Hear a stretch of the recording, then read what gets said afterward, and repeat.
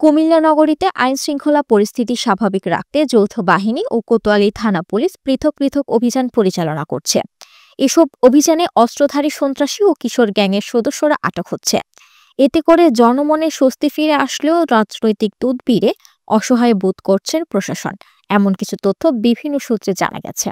স্থানীয় সূত্র জানায় 25 এপ্রিল থেকে 30 এপ্রিল পর্যন্ত 33 জন অস্ত্রধারী ও কিশোর গ্যাং সদস্য গ্রেপ্তার হয়েছে।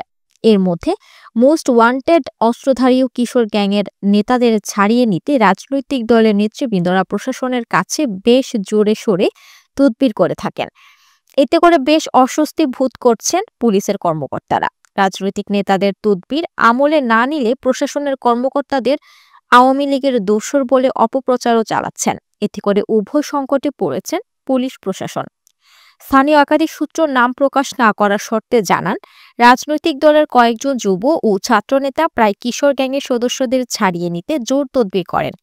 স্থানীয় সূত্র জানায়, কিশোর গ্যাংয়ের এসব সদস্যরা কোনো না কোনো রাজনৈতিক দলের বড় নেতাদের হাতিয়ার হিসেবে ব্যবহৃত হয়। ফলে তারা গ্রেফতার হলে রাজনৈতিক নেতারা তাদের ছাড়িয়ে নিতে বিভিন্ন কৌশল অবলম্বন করে।